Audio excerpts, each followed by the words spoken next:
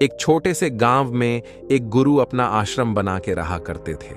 उनका प्रचलन दूर दूर तक था, क्योंकि उनका ज्ञान देने का तरीका दूसरे लोगों से काफी अलग था। शुरुआत में वह अपने शिष्यों को उपदेशों के माध्यम से ज्ञान देते थे। उसके बाद वह अपने शिष्यों को उस ज्ञान का अनुसरण करके अपने व्यावहारिक जीवन में उतारने को कहते थे। एक बार उस आश्रम में एक राजा अपने बेटे को लेकर पहुंचा। उस राजा ने उस गुरु से प्रार्थना की और कहा कि आप मेरे बेटे को अपने आश्रम में रहने दें और अपने तरीके से उसे ज्ञान दें। गुरु ने मुस्कुराते हुए कहा कि आज से तुम्हारे बेटे की जिम्मेदारी मेरे कंधों पर है। फिर राजा वहां से चला जाता है। गुरु राजा के बेटे को समझाते हुए कहते हैं कि यहां दूर दूर से गरीब और अमीर लोगों के बच्चे आते हैं, लेकिन अगर तुम अपने आप को दूसरों से महान समझोगे तो तुम ज्ञान ग्रहण नहीं कर पाओगे।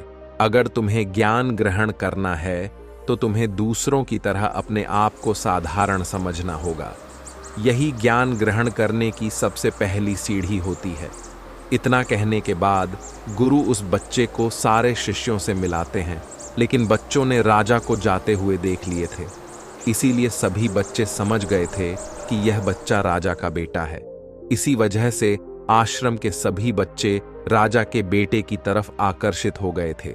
जब गुरु राजा के बेटे को लेकर टहल रहे थे तो राजा का बेटा अचानक फूट फूट कर रोने लगा, क्योंकि अभी वह सिर्फ 12 वर्ष का था और 12 वर्ष की आयु में उसके पिता उसे अपने से दूर करके चले गए थे। यह सदमा वो बच्चा सहन नहीं कर पा रहा था। वो नहीं समझ पा रहा था कि उसके पिता उसकी भलाई के लिए उसे उस गुरु के पास छोड़कर गए हैं। उसे रोते हुए देखकर गुरु ने कहा कि बेटा, मैं तुम्हें चुप नहीं कराऊंगा। हो सकता है कि आज मैं तुम्हारे आंसू पोंछ दूं, लेकिन कल तुम फिर अपने आप को अकेला पाओगे।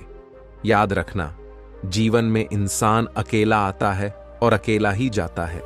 जितनी जल्दी जो इंसान इस बात को समझ लेता है, उतनी जल्दी वह इंसान आत्मज्ञान के रास्ते पर निकल जाता है। गुरु ने अपनी बात आगे बढ़ाते हुए कहा कि जो इंसान अकेला रहना सीख लेता है, वही खुद से प्यार कर पाता है, और जो खुद से प्यार करना जानता है, वह किसी के भी जाने का अफसोस नहीं करता, क्योंकि वह खुद से ही प्यार करता है। धीरे धीरे तुम आश्रम के माहौल में ढल जाओगे। शुरुआत में तुम्हें समस्या आ सकती है, लेकिन कुछ दिन बाद तुम्हें यही जगह बहुत अच्छी लगने लगेगी। इतना कहते ही फिर गुरु शिष्य को अपने साथ लेकर आश्रम में वापस लौट आए। उस शिष्य को भी सांत्वना मिली, क्योंकि गुरु की आंखों में एक पूर्व शांति झलक रही थी। उसके बाद शाम होती है तो राजा का बेटा रात्रि का भोजन करने के लिए भोजन कक्ष में पहुंचा तो आसपास के सभी शिष्य उसके पास आने लगे। उन सभी को पता था कि यह राजा का बेटा है, और अगर हम इससे दोस्ती कर लेते हैं तो उससे हमारा बहुत फायदा होने वाला है।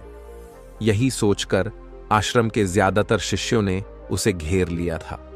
बस कुछ बच्चे जो अकेले रहने का महत्व समझते थे, जो दिखावे में विश्वास नहीं करते थे, वह उस सम्राट के बेटे के पास जाने की बजाय अपना पूरा ध्यान खाने पर लगा रहे थे और एकांत में बैठकर अपना भोजन कर रहे थे। कुछ दिनों के बाद राजा के बेटे को आश्रम के ज्यादातर बच्चों के साथ दोस्ती हो गई। अब वह आश्रम में उन बच्चों के साथ घूमता, उन्हीं के साथ अपना ज्यादातर समय बिताता। आखिरकार वह राजा का बेटा था, सुख सुविधाओं में पला हुआ था। आसपास बहुत से दास और दासियां होते थे। आसपास अपने मित्रों से घिरे होना वही दिनचर्या उसने इस आश्रम में भी अपना ली थी। ऐसा नहीं था कि गुरु को यह सब पता नहीं था, पर गुरु उसे अलग तरीके से ज्ञान देना चाहते थे। गुरु एक दिन उस शिष्य को अपने साथ एक ऊंची चोटी पर ले गए। चोटी पर पहुंचकर गुरु ने उसे शिष्य से कहा कि अब तुम्हारा ज्ञान पूरा हो चुका है, बस एक आखिरी रात तुम्हें यहां पर बितानी होगी। उसके बाद अगले दिन शाम को मैं तुम्हारे राजमहल में तुमको पहुंचा दूंगा। वह बच्चा तो यह सुनकर बहुत खुश हो गया कि अब मैं वापस अपने राजमहल चला जाऊंगा, फिर से मेरे दास और दासियां मेरे पास होंगी। उस शिष्य ने गुरु से पूछा कि गुरुजी, मुझे आज रात आप यहां छोटी पर क्यों रहने को कह रहे हैं? आखिर मुझे कौन सा आखिरी ज्ञान यहां से मिलेगा? गुरु ने मुस्कुराते हुए कहा कि यहां चट्टान के पीछे तुम्हें छिपकर बैठना होगा। यहां पर रोज रात को एक बाज आता है। बाज को बहुत गौर से देखना है, उसके हर गतिविधि अच्छा से देखना है, और उस बाज को देखने के बाद अगले दिन अगर तुम उस बाज की खूबियां मुझे बता पाए तो मैं तुम्हें तुम्हारे राज्य महल वापस भिजवा दूंगा। और हां, सुबह आने से पहले एक बात पर और ध्यान देना है। एक चरवाहा यहां पर अपनी बकरियों को चराने के लिए आता है। उन बकरियों को भी अच्छे से देखना और उनकी गतिविधियों पर ध्यान देना। इतना कहकर गुरुजी वहां से चले जाते हैं। फिर काफी वक्त बीतने के बाद एक बाज अपने बच्चों के साथ वहां आया। राजा के बेटे ने सारी रात बाज की गतिविधि को ध्यानपूर्वक देखा। फिर सुबह होने के बाद जब चरवाहा अपनी बकरियों को लेकर आता है तो उसने एक अभूतपूर्व दृश्य देखा। वह देखा कि बाज एक बकरी के बच्चे को अपने पंजों से उठाकर आसमान में चला गया था। उसने उस बकरी के बच्चा का शिकार कर लिया था। वो सारा दृश्य देखकर बच्चा अपने गुरु के पास आश्रम पहुंचा इसे कि पहले गुरु उसे कुछ पूछते। वो बच्चा कहता है, गुरुदेव, आप सारे आश्रम के बच्चों को यहां बुलवा लीजिए। गुरुदेव ने सारे बच्चों को बुलाया। फिर वह राजा का पुत्र अपना बात कहता है कि मैंने अपने जीवन में बहुत सारे पक्षी को देखा है, लेकिन बाज उन सभी पंछियों में से अलग और अद्भुत हैं। उदाहरण के लिए एक तोता तो बहुत बोलता है, लेकिन वह कभी आसमान के ऊंचाइयों पर नहीं जाता। लेकिन एक बाज जो हमेशा शांत रहता है, वो आसमान की ऊंचाइयों को भी छू सकता है। एक बाज जब अपना शिकार निश्चित कर लेता है तो वो उसी पर नजरें टिकाए रखता है, चाहे बाज कितनी भी ऊंचाई पर हो, चाहे कितना भी तूफान आ जाए, फिर भी उसकी नजरें अपने लक्ष्य पर रहती हैं। आज सुबह जिस बाज को मैंने देखा, वह हर बकरी को अपना शिकार नहीं बनाया, बल्कि उस बकरी के बच्चे का शिकार बनाया जिस पर उसकी नजर थी। इस बाज की तरह ही हमें भी अपना ध्यान एक ही लक्ष्य पर स्थिर रखना चाहिए, चाहे कितनी भी रुकावटें केव ना आए। हमें एक ही लक्ष्य पर अपना ध्यान केंद्रित करना चाहिए। दूसरी बात, मैंने यह सीखी कि बाज दूसरे पंछी की तरह झुंड में नहीं रहता है। वह आकाश में हमेशा अकेला ही रहता है। इसे हमें यही सीख लेनी चाहिए कि छोटे सोच वाले लोगों के साथ कभी नहीं रहना चाहिए। आखिरकार हम भी वैसा ही बन जाते हैं। इसलिए महान लोगों के साथ रहो या अकेले, क्योंकि जब हम अकेले रहते हैं तो अपने ताकत और कमजोरियों को अच्छे से जान पाते हैं। हम अपनी कमजोरी को जानकर उसे दूर कर सकते हैं और अपनी ताकत को जानकर उसका सही से उपयोग कर सकते हैं। लेकिन यह तभी संभव होगा जब हम अकेले रहना सीखेंगे। तीसरा, हमें यह सीख लेना चाहिए कि बाज हमेशा अपनी सीमाओं से ऊपर रहता है। जब तूफान आता है तो हर एक पंछी अपने घोंसले की ओर भागता है, लेकिन बाज ही एक ऐसा पंछी है जो अपनी सीमाओं को पार करके तूफान से लड़ बादलों के ऊपर चला जाता है। वो तब तक ऊपर उड़ता रहता है जब तक कि तूफान शांत ना हो जाए।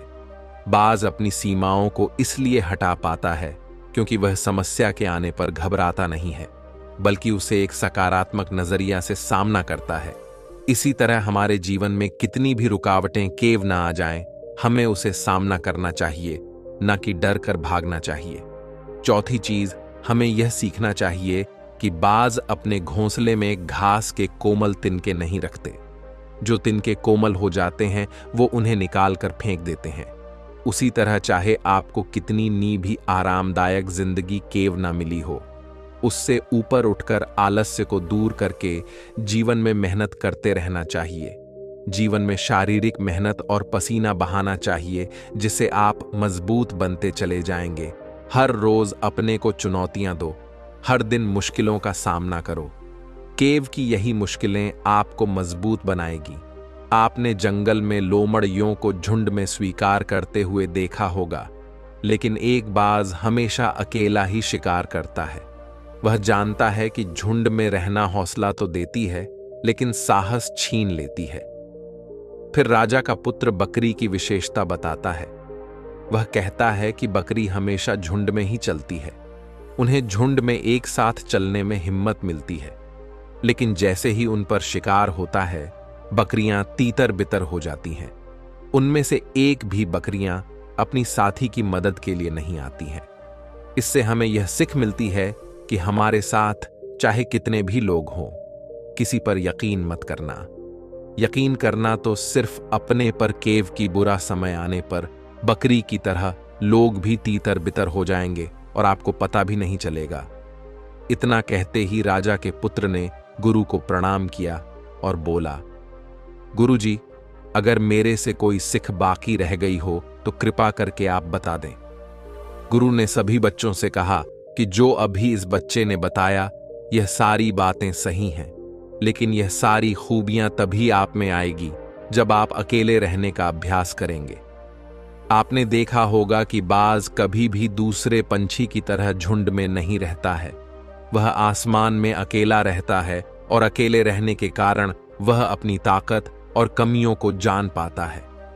इतना पर गुरु अपना बात खत्म करते हुए कहते हैं कि मैं आज रात इस राजा के बेटे को इसके राज में मैं वापस पहुंचा आऊंगा। केव की इसकी सिख यहीं पर खत्म होती है। और यह कहकर गुरु राजा के पुत्र को उसके राजमहल छोड़ आए। अगर आप इस वीडियो के लास्ट तक आ गए हैं तो चैनल को लाइक करके सब्सक्राइब जरूर करें।